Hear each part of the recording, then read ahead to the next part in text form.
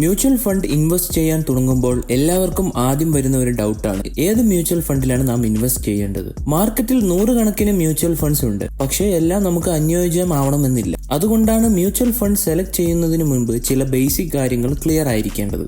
ആദ്യമായി നമുക്ക് അറിയേണ്ടത് നമ്മുടെ ഗോൾ എന്താണ് എന്നതാണ്. ഷോർട്ട് ടേം മണി മേക്കിംഗ് ആണോ അല്ലെങ്കിൽ ലോങ് ടേം വെൽത്ത് ക്രിയേഷൻ ആണോ ലക്ഷ്യം? ഉദാഹരണത്തിന് 2 to 3 വർഷത്തിനുള്ളിൽ മണി ക്രിയേറ്റ് ചെയ്യാനാണ് ഉദ്ദേശമെങ്കിൽ ഇക്വിറ്റി മ്യൂച്വൽ ഫണ്ട് ശരിയായ ചോയ്സ് അല്ല. ലോങ് ടേം ഗോൾ ആണെങ്കിൽ ഇക്വിറ്റി മ്യൂച്വൽ ഫണ്ട്സ് നല്ല റിട്ടേൺസ് നൽകാൻ സാധ്യതയുണ്ട്.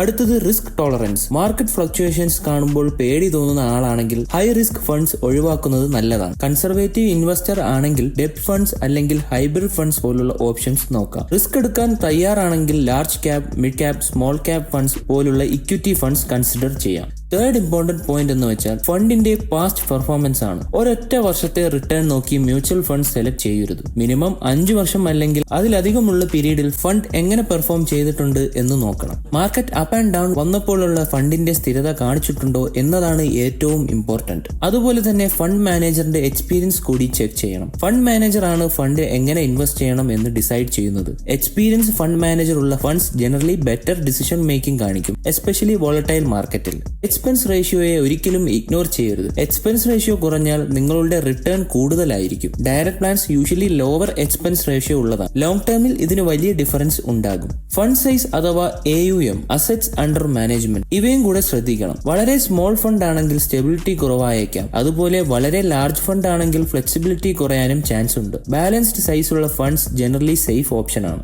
അവസാനമായി മ്യൂച്വൽ ഫണ്ട് ചൂസ് ചെയ്യുമ്പോൾ മറ്റുള്ളവരുടെ സജഷൻസ് മാത്രം വിശ്വസിക്കരുത്. സോഷ്യൽ മീഡിയ ടിപ്സ്, ഫ്രണ്ട്സിന്റെ അഡ്വൈസ് എല്ലാം യൂസ്ഫുൾ ആയേക്കാം, പക്ഷെ ഡിസിഷൻ എടുക്കേണ്ടത് നിങ്ങളുടെ ഫൈനൽ ഗോൾ അനുസരിച്ചായിരിക്കണം. മ്യൂച്വൽ ഫണ്ട് ഇൻവെസ്റ്റിംഗിൽ പേഷ്യൻസ് ആൻഡ് ഡിസിപ്ലിൻ ആവശ്യമായ ഒരു കാര്യമാണ്. കറക്റ്റ് മ്യൂച്വൽ ഫണ്ട് സെലക്ട് ചെയ്താൽ ലോങ് ടേമിൽ വെൽത്ത് ക്രിയേഷൻ സാധ്യതമാണ്.